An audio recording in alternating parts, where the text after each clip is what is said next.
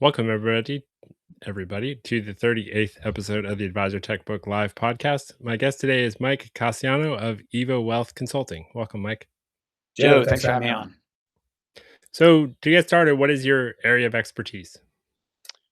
Yeah, interesting background. I was an advisor. I was a wholesaler at BlackRock for a long time, then did portfolio consulting, and then started working with tech firms. I did a joint venture with BlackRock and 55IP, and I really started to see the impact tech was going to have on how advisors built models or ran their business. I went to Principal, built some models there.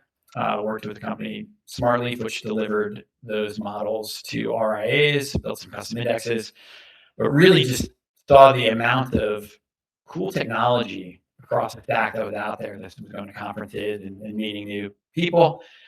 And what I really saw was most of the firms had questions more around operations than necessarily the products. It wasn't as much, oh, is this going to work or what's the benefit? It was, how do we plug it in? How does it work with the other things? And that was really the bigger barrier. And so I didn't see a lot of people helping advisors or firms really think through operationally, how do you do cool new stuff? And so left to do consulting specifically with RAs, try to focus around like the 1 to 10 billion area market that can work with anybody and help them improve the advisor and client experience. Yeah, that's great. So, yeah, you emailed me and were like, you saw this discrepancy between all this cool tech and AI and stuff that's available to advisors, but advisors are resistant or hesitant or unwilling to make the switch. And I was super interested in that, so I figured we should have a podcast and talk about it. What Yeah. um, what particularly are you noticing that is available? But what are the reasons that they're not adopting, or maybe not as quickly as you would like to see? Well, it's interesting that you had a post the other day, and you've definitely been throwing out you've upped the volume on the posts, and some of them are a little bit I have. cryptic. So this was one of your cryptic ones, but I think it was like, I can't keep up. And I mean, to me, that resonated in the fact that like I can't keep up with all the tech and the acquisitions and who's new to the game and who just got funding and what new enhancements are certain products delivering. And I don't know how you keep up with it. I am doing a horrible job of keeping up with everything when you try to like span this universe. And if I can't do that, there's no way that somebody running an advisory wealth management business can keep up with it. So all this stuff is so cool. It does really cool things. A lot of times it's delivered, the value or benefits are delivered kind of in a silo. But the enhancements that they can make lift in efficiency, how much easier it is for advisors to run their businesses, how much easier it is for clients to understand the value of financial planning and wealth management. We're not seeing the adoption of these things across the board, especially when some of them just have so many benefits. And I like trying to figure out why, because that's where we are. Yeah. No, it is a problem. I published a book in February 2025, and then I literally took like 4 months off of LinkedIn, uh, because it was like there were so many new tools coming out. Like I was trying to keep a list of all the AI note takers, and it just got to like 36 AI note takers for advisors, and I'm like, this is ridiculous. How are advisors supposed to know which AI note taker is the best one for them?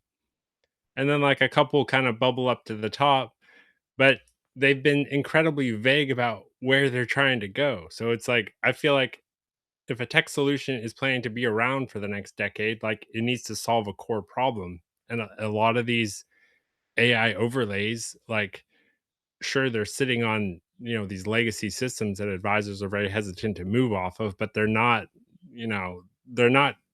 I think they're going to get displaced in a few years by systems that are AI all the way through.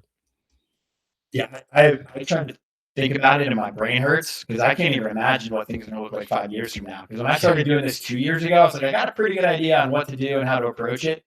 I mean, that's all out the window. I mean, we're in a different world from 2 years ago. Like advisors are posting what they're building in Claude Cowork now, and it's like, do we seriously expect every advisor to go and start building their own tech stack in Claude? Like, I don't even think that's a good use of their time unless or maybe there's like 1 in 100 advisors that actually enjoys that kind of thing, and I'm just seeing a twisted perspective. Um, Oh, 90% of the advisors I work with don't know what Claude is. So, okay, perfect. I'm glad to hear that. well, I mean, it depends where you are on the spectrum, right? Of who you're talking to. Because if you're spending a lot of time, like when you go to like a T3 conference or future, like everybody's into AI there. So, or they're into tech. Right? So people seem very up on it, but like that's a very small part of the overall industry. I mean, the reality is most advisors aren't really thinking about tech. And inertia is always the biggest challenge. I mean, inertia was the biggest challenge when I was, out slinging funds 2 decades ago. Um, People don't really make change unless there's an urgent reason why they should be making a change because change requires energy. Yeah. And one of the big things I see in the industry, especially in RIA land, where you have a lot of advisors that started wires, they all worked at the same place, they were taught the same way. But they built books of business, how they moved into this RIA landscape. It's not a bad gig, right? You can get double your payout. Like not too bad for the last, part of your career. But if you look at an advisor, so if there was an advisor 10 years ago, had 50 clients, $1 million each. If you look at the markets over the last 10 years, so just a general 60-40 portfolio, 60% US equities, 40% bond ag. What do you think the average annualized return has been on that portfolio over the last 10 years? 8, 10. 10, like right on. Or even when bonds have been not great, you still were clipping 10.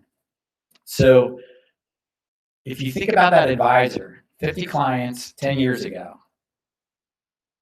what would their average net new growth rate have to be in order for them to double the amount of money they were making 10 years ago, all things held equally? I don't know offhand. Negative 2.8%. Okay. Right? So it was the greatest job in the world. Yeah. Oh, like the markets were awesome. Right. So you take an advisor, it takes them decades to build up a book. A lot of them are somewhere around 50 that are 50 years old plus that are successful. Like if they're making twice as much money as they made 10 years ago, they're making more money and they're losing clients. Is that what you're basically saying? Like you can have a negative growth rate and be making twice as much? I'm saying that the environment has been awesome. Yeah. To have an awesome, living. Right. If you're older, a lot of the stuff's probably paid off. The kids might be out of college. Like what are the bills? Like what's the urgency to make more money? Right. What's the urgency to change? I don't think we're seeing it from clients either. Because if clients are on that ride, it's been a great time to be an executive and own company stock. Everything's gone up. Most clients are over goal. Right. So from the client end, we're not seeing like an urgency of like this demand for the Netflixing or personalization of the business. Average retention rate, RAs, last 8 years, 97% every year. Yeah. Like people aren't leaving. Is at the Tiburon conference, they brought 5 clients up, like real clients. One was like LPL, one was Ameriprise, one was Schwab, like all over the spectrum. And the most interesting part of the whole conference is they asked them, do you know what you're paying your advisor? Not one of them knew. They didn't even try to make a guess. Right? So the client's not screaming like, I need something better. Right. They're not coming and saying like, why don't I have direct indexing? Like they don't know what direct indexing is. Yeah. Like, everything's cool. So you're not getting pushback from the client. The advisor's in a great spot. And if they've grown, now they're running 100 million, they're doing really well. A lot of people running the operations are assistants, associates that are doing a lot of the work. Right? So is the urgency on the advisor? Like, oh, we need to fix this, or oh, client onboarding process is awful. Like, how many clients are they really onboarding? Right. 1. So when you look at all of these factors, like we have all this cool stuff here, the urgency, right? How do we move off that inertia where they say, well, I really want to grow. What do you want to grow to? Why do you want to grow? Like, I don't think those numbers are out there. The firms want the advisors to grow. If you just paid to bring on an advisor to buy their book out, I mean, we're seeing those metrics are really important around organic growth. What's the urgency of the advisor to deliver organic growth? Yeah. So that's kind of the backdrop that I'm seeing, the reality, and I think that is a big driver for a good part of the market, especially where a lot of the AUM is. Of one of the reasons why we're not seeing everybody like saying, "I need better tech, I need better systems, I need to reinvest in my process." So why then have like 27,000 advisors started using Jump in the past 2 years? And, another 10,000 started using Zox or whatever. And that is, It's a lot of adoption. and that's my number one example of what kind of tech needs to be the first, right? Which is low cost, low integration complexity, easy to turn on. Are the results and the benefits like really tangible and immediate? And like the AI note taker space, like perfect. Like couldn't be a better solution with some really good companies that are investing, especially ones that are focused on delivering that to wealth management. So you need those things to be the first for sure. It was eye-opening to me. I mean, Nevis came out and announced like $35 million raise, and I look at their website and it's like they're an AI note taker. And it's like they don't even have any clients yet. How'd they raise $35 million? But then I talked to an aggregator that had talked to Nevis, and Nevis was selling itself to them as a data lake. And I was like, oh, that's interesting. They're not on their website, they're saying AI note taker, but when they're talking to a big prospect, they're saying data lake. And I'm like, this is where Jump and Zox are going. They're going to data lake and then just run like specialized agent on top. And that's why they're not talking about CRM, because they're almost like jumping CRM and going straight to data lake and saying, well, we've got the agents and we've got the data lake. Bye bye CRM. I don't know. Yeah. Is that accurate or far fetched? 50, 60, $80 million. That's a lot of money for a note taker. So there's got to be something else going on. I agree that the biggest game changer is the ability for advisors to actually access and control the data. Yeah.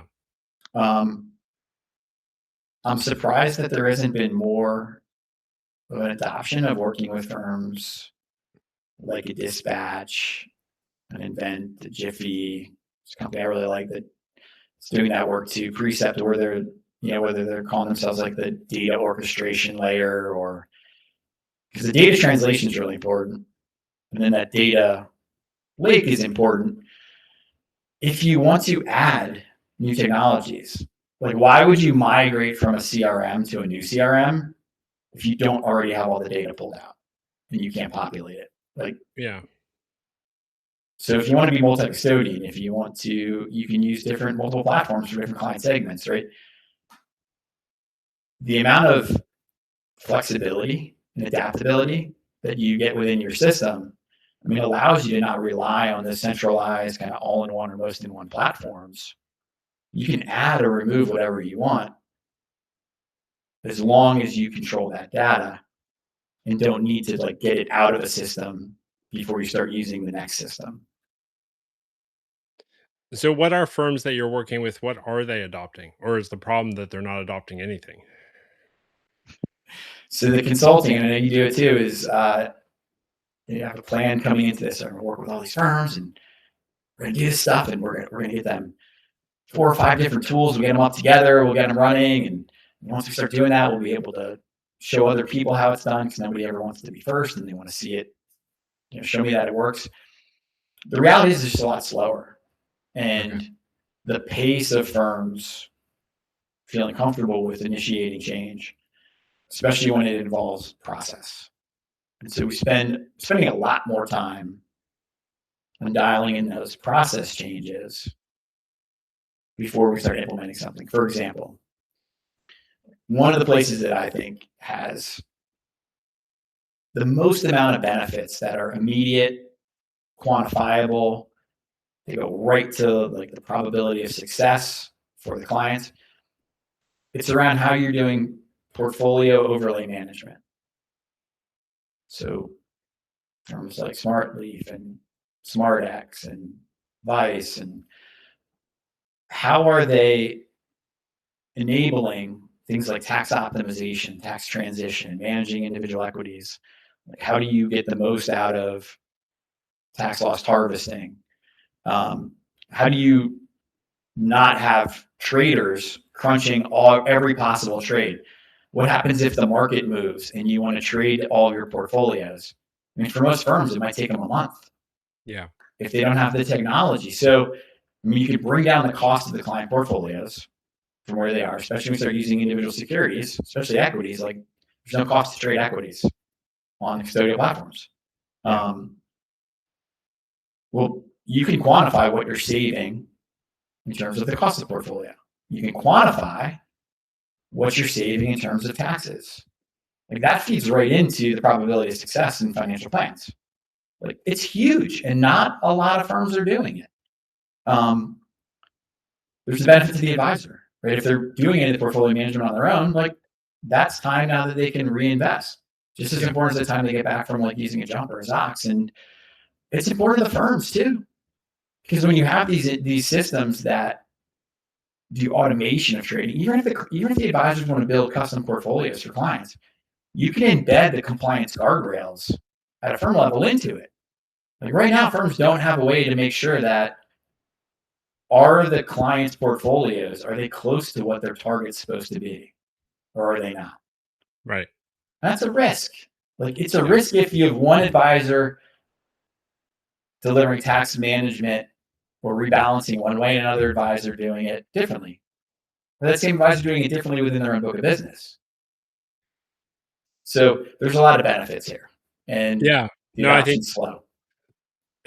I'm starting to compare AI to like a forest fire. It's like, or like, we haven't had a serious market correction in a long time. Like, we need a really serious market correction to like burn out the undergrowth and provide some incentive to actually do better work.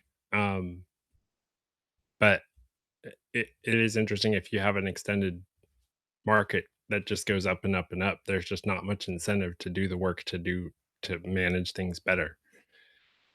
Well, a really good example we just went through, and I know you posting a lot about it, but the whole thing with AI and legacy software firms, and we saw a bit of it with the whole Altruist and the impact on other firms like management firms.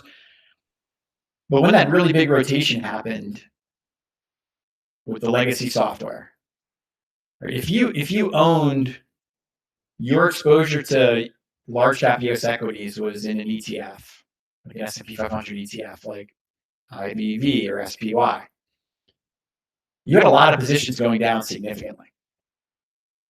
But if you just own the ETF, the markets actually went up. So you have this massive rotation. So if your exposure to that part of the market is through, a broad market commingled fund, you can't harvest any losses. Now, if you owned 100 stocks that represented that large cap part of the market, and let's say you put new money in this year, well, you could tax loss harvest those ones that went down. You're riding the ones that went up. Now you book that loss.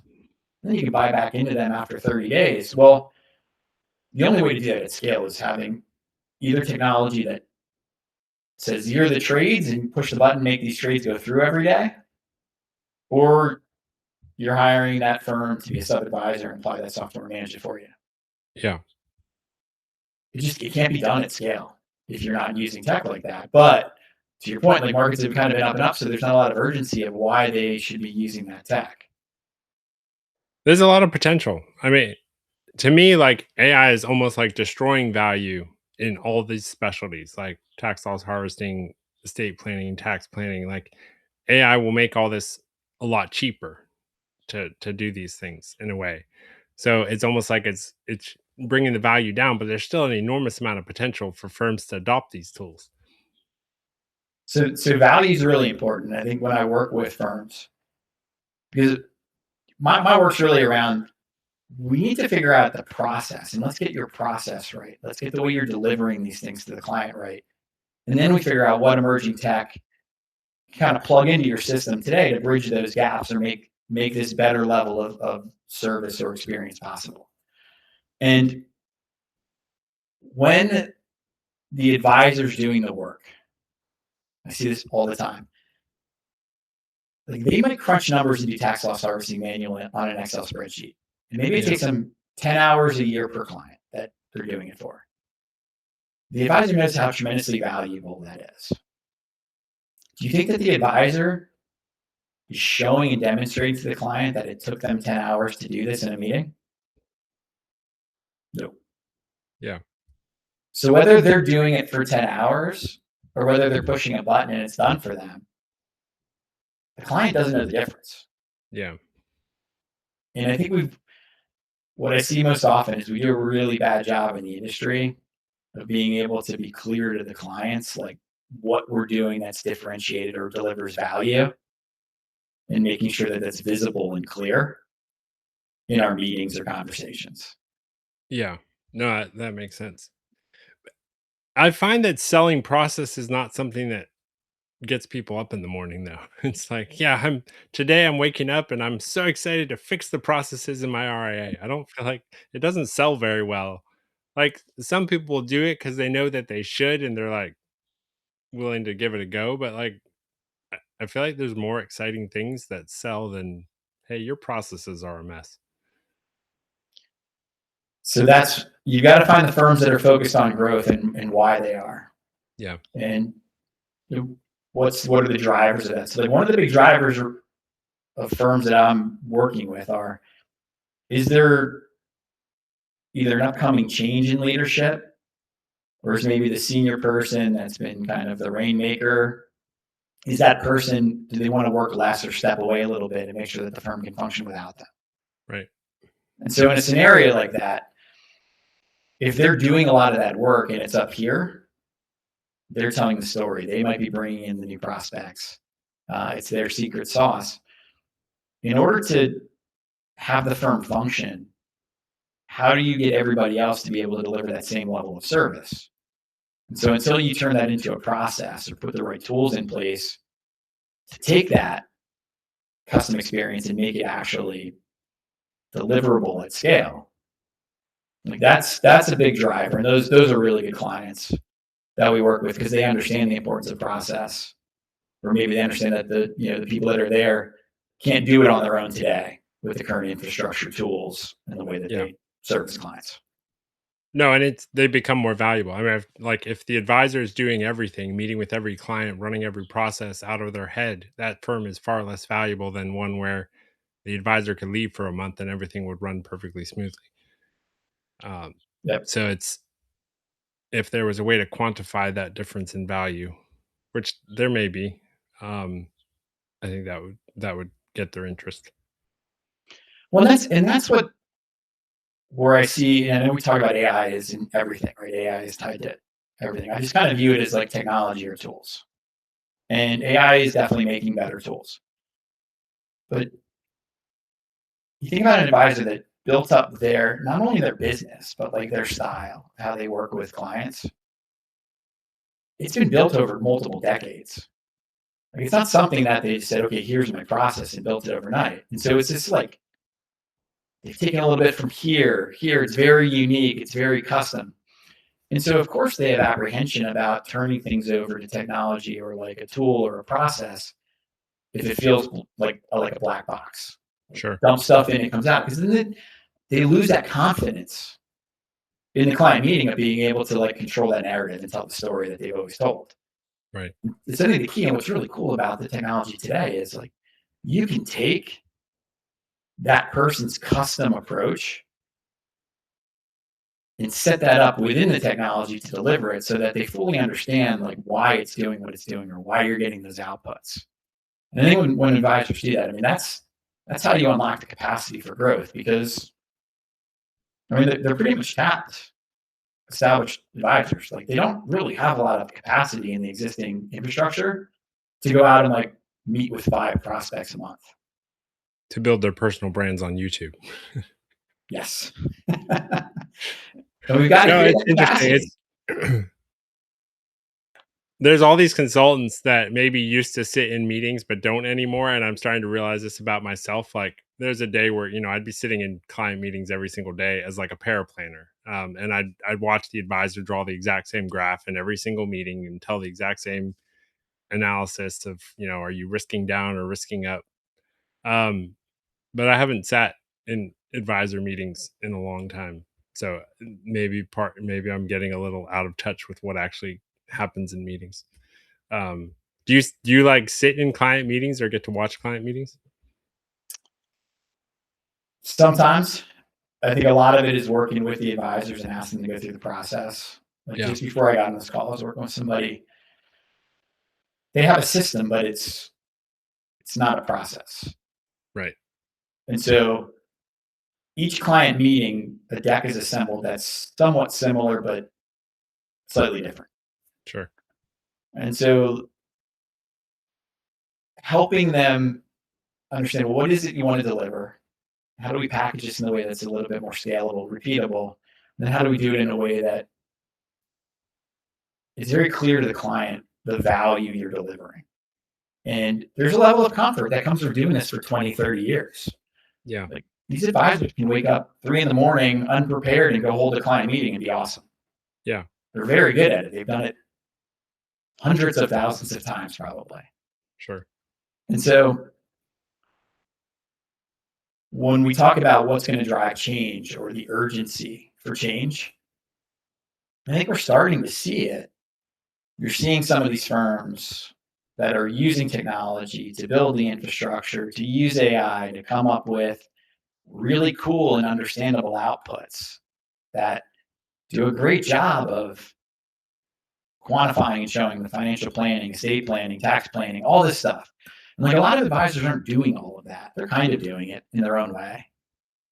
But I think it's not until they lose a client or lose a prospect to a firm that is clearly delivering like a better experience will they start to feel the pain. Like the other example you brought is another one. Like markets go down by 30%, stay down 30%. In a fee-based world, that's a pretty big haircut. Yeah. That would probably create urgency to go bring on 30% more clients to fill that back to where you were. Right? We haven't seen the new firms out there enough with these new offerings that really, I think you can do a much better job than like a 70-page e-money report to talk about financial planning. Yeah, absolutely. No, that's interesting. It's actually kind of encouraging. I think I live in a bit of a bubble where like I'm interacting with all the founders that are building like the most cutting edge stuff, but the reality is like the vast majority of the market is like still moving at a snail's pace. Except for the AI note taker adoption. That's literally the only thing that's like growing like mad. Everything else, it sounds like from what you're saying is like based on decades of the way things have been done are going to continue to be done that way until there's significant catalysts to change. Well, because it really comes into what's the end game or what are the possible outcomes?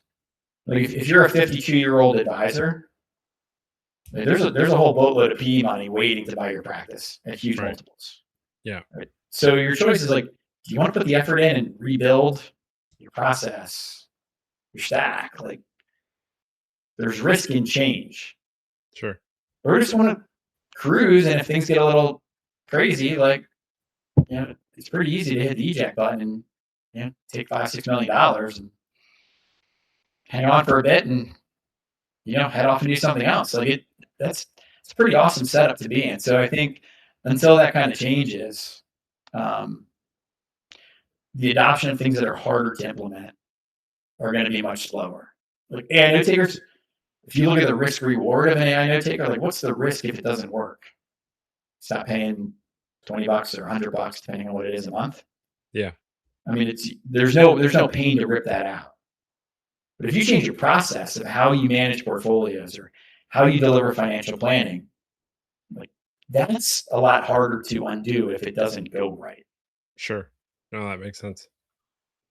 And now we've got all this money that's like being poured into these companies. And now that these companies are going to have to grow. And it's interesting. I say like there's 600 companies on the Kids map. and advisors are getting bombarded by these companies to try to buy their software. Um, it's just an interesting dynamic, and there's being money pumped in to divert advisors away from attention away from what they should be doing in a way towards all these demos and keeping up. And um, I like to say AI has wasted a lot more time and money than it's actually saved everybody. Well, you use AI to some extent, right? I mean, I've been trying to use it as little as possible. I just recently got back on Claude, but the tools I recommend do have AI in them. Like the CRM I use has AI in it, and but I don't. I mean, I'm probably of all the tech consultants, I'm probably using AI the least. I would hope that I am. And I don't see advisors using it a ton. And maybe they're using it for personal development. I mean, they're not going off of the company approved tools. Maybe some single advisors, single RAs might be using that, but because I thought it was interesting with like an Anthropic and the wealth division and all this stuff. I'm just like, who is going to risk creating an output in there that if the regulators ever ask them to substantiate this, they know. Like, I just don't see advisors that are running $100 million plus, or any amount. Say it's worth the risk to come up with something quick and flashy when I Yeah, can just do it the way I've been doing it that I know is going to work. yeah. No, that is interesting. It's good. I should talk to more people like you, so I have less of a skewed perspective on the market. Well, I mean, look, and so I did want to ask you some of the things because I do find you fascinating, and I think you've done an amazing job of raising your visibility through a lot of hard work. Right, it's not easy. Um, Just do say you? crazy stuff on the internet. That's all you gotta do. So are you? Do you believe in the whole like any publicity is good publicity? Um, hmm, uh, not necessarily. I think at the core it is about relationships. Like I made a post that was a bit anti a particular person, and it got a ton of publicity. I mean, people were calling me all kinds of names and stuff, but um, but it wasn't. I didn't prove it well enough, and I don't know that I even can prove it. So like not publicly anyway. So it was that was interesting. Um I think the key to like publicity is not caring what people think about you.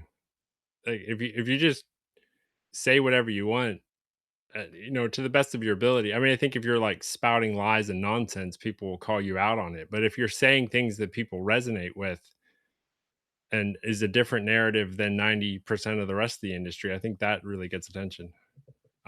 I'm shocked at all the people that read my emails. I'm like, sometimes I scan through the list. I'm like, seriously, all these people are reading my emails. I look, hats off to you. It's not easy. I mean, I'm probably more of like a dabbler on LinkedIn, and the algorithm just completely thrashes me anytime I post something because of it. I mean, it's a lot of hard work to be able to get that exposure through LinkedIn, the way it operates. So, I don't think people understand that haven't tried this of how much work it takes and how much work you've had to put in. I know you, watching one of your podcasts, you were just talking about how much time LinkedIn eats up because if you're on there and commenting and following stuff, like you have to do that to make sure that it's picking up and distributing your content when you post it. But that's definitely a challenge that I find too during the day because I think LinkedIn's great for. That's how I keep tabs on what new is coming out, who's raising money, what products are launching, what people are saying about it. But man, it really can suck up a lot of time if you're not careful. Yeah, and I mean that's kind of the frustration.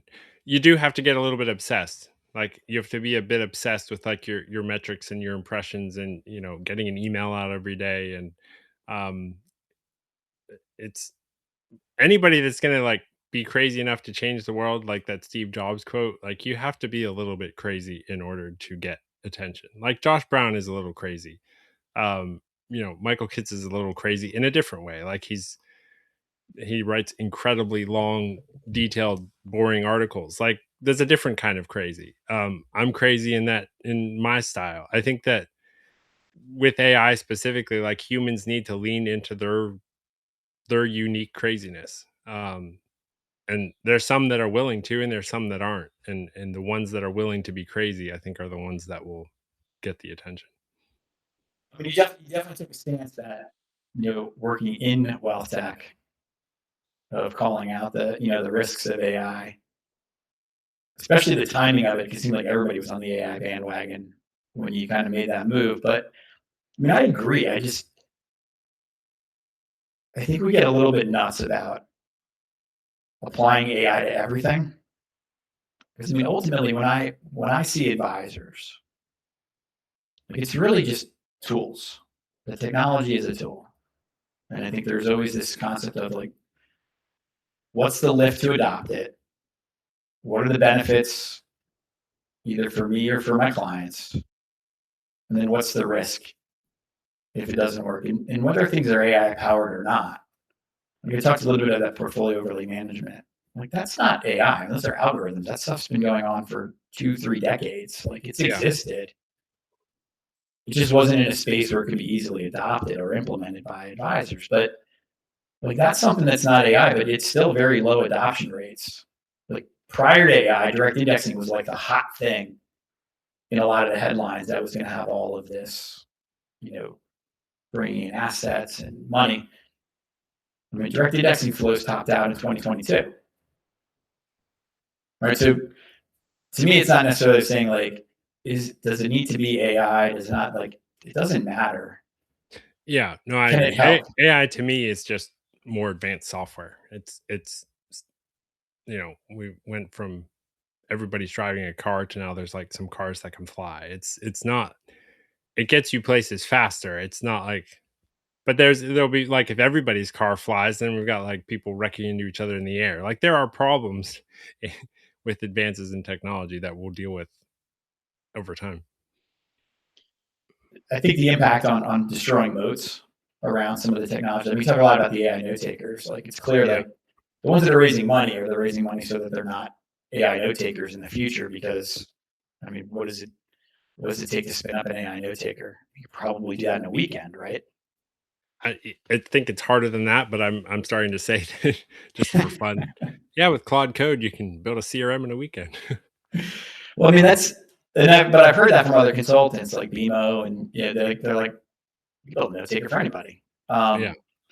And so I do So think that. what's cool with BMO is they actually are. They're building it within the firm's Microsoft environment. So they don't even need a Jump or a Zox or they just build them a custom note taker right within their Microsoft environment. Um, Yeah. which is interesting. Well, and that's kind of you have this questions of how things are going to go. Um, and they were talking like, I'm fascinated, and I totally missed the boat on Altruist of like what they were becoming. I think early on, I was talking to some advisors that were using it, and they were talking about like the pain points, rate of growth, of like, oh, well, this doesn't work, or can't do options, or it won't bring these securities over. If they're fixing that stuff, but I totally missed the visionary aspect of what they were looking to do, and I think the acquisition of time and how they were able to create this kind of operating system. Not an AI note taker, not a tax tool with Hazel, but I mean, really, when showing the power of like when you can pull that data through a couple commands and have access to it, what's possible. Yeah. I mean, very, very cool. And so there was one podcast Mike was on, I think it was AI for Advisors, where he was talking about a firm coming out of stealth that's been on their platform. Not built by advisors, but built by Silicon Valley tech people. Right. Where they said, we're going to use all the stuff that's on here, and anything that's not on here that we want, we're just going to build ourselves. I mean, you've got to think that capability is going to get, like you were saying, like with BMO, like firms can be doing that. I mean, you think about the advantages they would have: scale, margin, the operating leverage. I mean, it's going to be tough to compete with if you're a firm that's not figuring out how do we create more efficiency within our system. Yeah. So did you know Mr. Beast, the Yes. YouTuber? He bought a banking app. Well, I don't know if it's a bank, but he bought an app called Step. So I signed You up for signed up STEP. for it, right? Yeah. Yeah, I signed up for it. I invested some money. I got the, fancy metal card you pay $49 for. Every aspect of it is so incredibly simplified and easy to use and just fun, just like completely frictionless. Um the card doesn't even have like the number on it. Like if you want to get the number, you have to open the app to see the card's number and expiration date and stuff. Um it's so slick, and I almost encourage everybody to, like, open a STEP account, get a STEP card. Just this is where banking is going, and this is where wealth management is going in a way. Um, at some point, financial advisors are gonna be competing with Mr. Beast type RIAs. Um, and so if they continue to think that their value comes from how complex they can make it all seem to their clients, I think in the future all these concepts are going to be like boiled down to their very essence. And it will be all the focus will become how can I help my clients live like an amazing life. There'll be very little talk about tax planning and estate planning and legacy planning and direct indexing, because like all this stuff will just be so frictionless and easy. And, Yeah. do it in an hour instead of 30 hours. Like the I think actually like AI will make humans' lives better to some extent, because like using the Step app is so much easier than using like the USA app or the Charles Schwab app, or there's just so much nonsense baked into those apps. That's Legacy unnecessary. tech is it's tough to build on legacy tech, that's for Yeah. sure. um Well, it's important what you're saying though, and I think when you look to the future of who the winners will be, because right now, like when you're shopping for, if you're shopping for an advisor, right, which to me is it's all behavioral. There's very little. It's like trust. Like when you ask somebody, why did you pick an advisor? yeah, I like them. I because you like trust their them. YouTube channel. You like watching them on YouTube. I mean, even like a lot of them are storytellers. Like they can't even quantify the stuff they're doing. They'll tell the story of how they do it, but they don't really show it. Right. And so it is a trust. It's a big trust thing, and it's why people have advisors. But I mean, you could do this stuff. Like you could have done this stuff on your own before. It definitely feels good when there's somebody you can blame. It definitely feels good when there's somebody to step in when you're making a bad behavioral decision. And so I think today the advisors that are really, they're all very different, but there's a lot of them that establish their expertise because they can crunch numbers. They deeply understand estate planning or tax planning or financial planning or investments, right? They have stuff that they're very good at. It's taken a long time to learn. But to your point, a computer can do all of that stuff almost instantaneously now, probably to a higher level of competency. Yeah.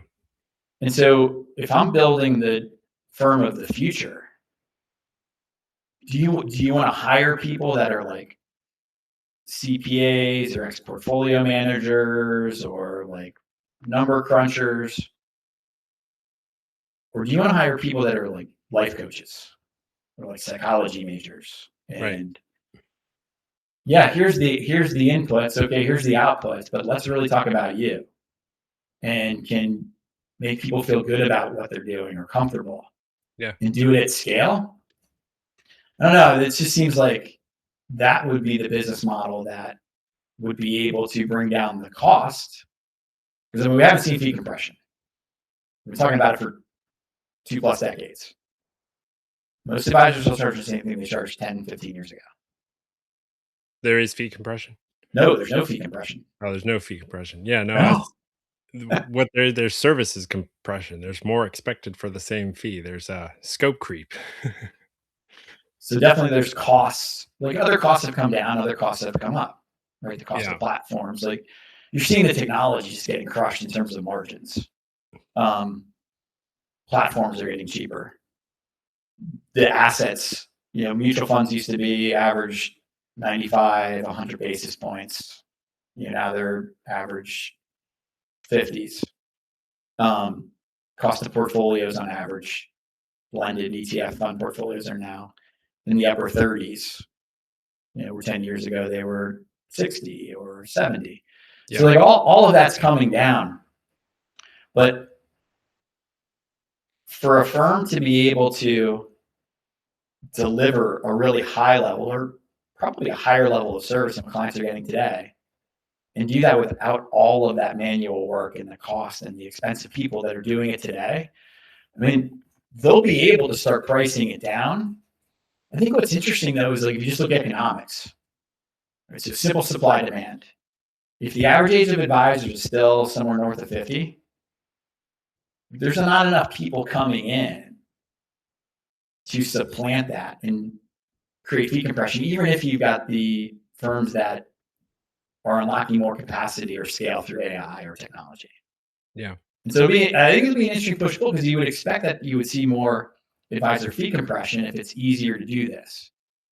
But I still don't think that there's enough advisors out there that are operating at scale that are trying to compete on, they don't have to really compete on price right now. Yeah. So it might be a long time before we see fee compression. Who knows? Yeah, no, I mean, I encourage advisors don't charge any less than 1% and don't charge any less than like 1,000 an hour. Because there was someone on the Kids' podcast, a Wiz Family Office, and I ran the numbers for like their $15 million client. They're still at like 1.2 or 1.4 basis or assets under management fee for on the full 15 million. Plus they were charging for tax planning for filing their tax tax return for doing estate planning. So like they were charging the full like more than 1% for the 15 million plus hundreds of thousands in like estate planning, tax planning. And I was like, oh, like for these types of clients, they're willing to pay top dollar for good service or just bringing all these experts together in one house so they're all communicating.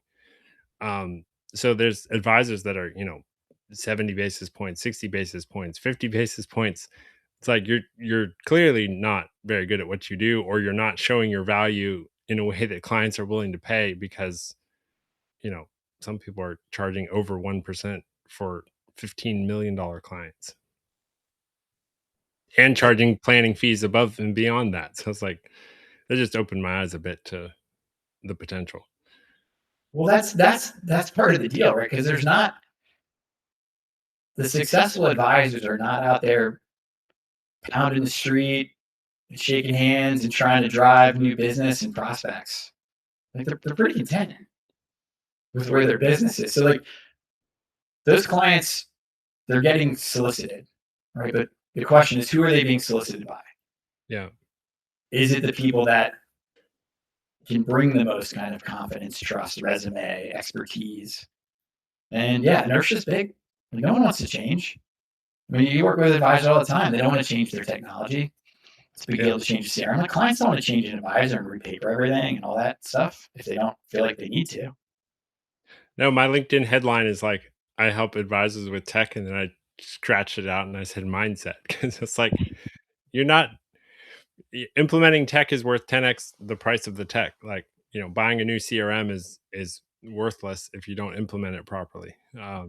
So I feel like the mindset around who am I working with, how much am I charging, what life transformation am I delivering, and then what tech am I using? Like the tech's not all that important. I mean, I think the tech is very important, but it's not all that important in like the grand scheme of things. Um, I mean, I think you can run a killer business with like a Gmail account and a phone and a YouTube channel. You don't need an Excel spreadsheet. Like you don't need all this fancy software. Um, the like I see firms with 10-ish tools and I see firms with 30-ish tools, and like the ones with 10 tools are growing way faster than the ones with 30 tools because it's streamlined, it's simple. Yeah. Simplicity creates scale. Well, that's a huge component of it because I think one of the things when we talk about process and we talk about service models is advisors that are working with like 60, 80 clients, they have one service model. So whether the client needs financial planning or estate planning or taking them through e-money or like if they're delivering the same thing, of course they're going to lose money on smaller clients. So I think part of it is like, how do you scale your business and do that segmentation where if you want to work with the smaller clients, like if they just have an IRA rollover and they're really just looking for retirement income, you're not doing estate planning, you're not doing intergenerational wealth planning, you're not putting trust together, like you can give them what they need in a pretty efficient way. Yeah. You probably not you need to meet with that client 4 times a year. Right. And so if you don't know how to scale your service model, because those clients, like you said, I mean, they might need 3 tools. Other side of the distribution curve, they might need 30 tools. Right. But how do you do that in a way where you're reworking your process and knowing which tools to use so that you're getting that service level dialed in to those people? And I think we'll see more of the firms figure that out as they're applying the technology to create those different tracks. Because I think you're seeing it firms like Ritholtz, Yeah. where they bought some technology to do the robo for a certain level of clients, and they're kind of slimming it down. Yeah. No, and didn't Schwab shut down their like intelligent portfolios robo as well? Um, Yeah, the other thing is by niching down. So like if we want to talk about tools, let's say you're a general purpose contractor and you've got roofing tools and plumbing tools and drywall tools and painting tools. And then you go to your garage and you put a different set of tools in the back of your van depending on the job. What if you just do roofs and you have the best roofing tools in the business and you can knock out roofs faster than anybody? Like you make a lot more money by specializing. And I think that advisor is the same thing. Like if you only work with Google employees, you'll have a tech stack that's like phenomenal for Google employees problems, and you'll have experiences. If you're working with 100 Google households, um, you'll have more experience in their problems than any other advisor if you get really dialed on the niche. So that's why I think everybody's preaching the same message at this point. It's like specialized niche, move up market, because that's what actually works. Simplify. yeah, and well, I think too, like tech is allowing advisors to move up market that maybe couldn't be in that market before. Sure. Because I mean, before you had to know everything. You could just walk into a meeting and kind of fake it. But I mean, now as long as the inputs and you get the information correct, like the technology, you're using vanilla or wealth or whatever, I mean, they're gonna be able to give you really good outputs. Yeah.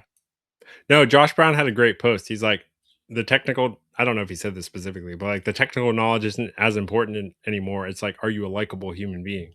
Yeah. Uh, the technology will cover everything else. And I mean, that's one thing I've always noticed working with, because I've worked with thousands of advisors for all the different roles and all over the country. Like most of them are likable. Even the Yeah. ones that kind of jerks are still likable. You No. can't deal with clients and not be likable. Yeah. I mean, some of them are narcissistic and talk the entire time, but they're still like jovial, like generally fun to hang out with. You got to have some charisma. People are going to Yeah. be forking over 1% every year. Charisma for your 1%. What else? Any final closing thoughts you want to share? I think the work that you're doing is important. So I love what you're doing. I know what James Cantwell and Mark Haynen are doing. Like, we just need more of this. I was talking to the Wealth Mosaic people this morning. Like, there's just too much to wade through, and there's just not enough. There's not enough simple messaging to Yeah. get to the advisors and the wealth firms of the how. What's important? Why should you care? How do you do this? And like I said, adoption's low. So I think everything we can do to help firms adopt better tech, better processes, a better client experience, better advisor experience. I mean, you are doing good work. I mean, because it's going to improve the probability of success for people that need wealth management. And I don't think enough people have access to good wealth management today. So the more that you're doing to help make it more scalable, to bring it to more people, I mean, there's definitely a net benefit. I don't think people focus on that enough. Yeah. The importance of the work that you and some of the others are doing. So thank you for doing it. Yeah, for sure. No, adoption is important. Do you have any ideas on how to get advisors to adopt better? Um, it's like if they have a CRM, they're only using 20% of the capabilities of their CRM. How do you get them to 70, 80%? So I think the challenge is you're going to put all the solo advisors in one bucket, and I think a lot of them work really well. They're probably more efficient because they need to be. I think when you get into the firms, right, and especially as firms get larger and larger, like that's a hard one because they don't necessarily have enough of the resources internally to deliver that coaching. Okay. So I think if the firms, you're seeing a lot of firms trying to get advisors to change their behavior. So if advisors are building custom portfolios and doing all kinds of stuff, they're trying to push them to models because they know it's Yeah. compliance risk, scalability, all the reasons. I think if the firms spend more time working with people like you, people like me, to say, how do we develop a better core solution that we can market as an option? But if you can demonstrate and show how much value it would deliver to the advisor and their clients if they adopted that core strategy or used this core set of tools, I think that's what it's going to take for these advisors to start benefiting from that scale of opting in, because you can't make anybody do anything. Yeah.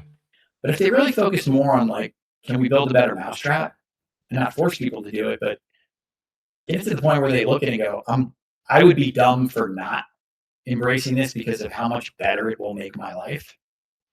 I think that's kind of the key, but they've got a lot of initiatives. There's a lot of things that pop up, and I think these are things they want to do, but it can often get kicked down the road when the short-term fires and emergencies come up. And I think the firms that really focus there will be the ones that can drive that adoption, not at the end of a gun, right, where they're forcing somebody to do it. Yeah. But getting them excited to do it, to invest in that change because they see how much better that the outcome could be. So Yeah. That's my view. That's where I sit. Human flourishing. I think the firms that focus on making their advisors as happy as possible will be the most successful. I don't know that firms are so focused on that. Yeah, I have a lot of initiatives they've got to Yeah. make sure are being completed. Yeah. Cool. Well, thanks for coming on today. It's been a fun conversation. Yeah, Jeff, thanks for having me on. Always good to talk to you, and keep at it, man. All right. Let's see the work you're putting in. Thanks. Talk to you soon. All right. Bye.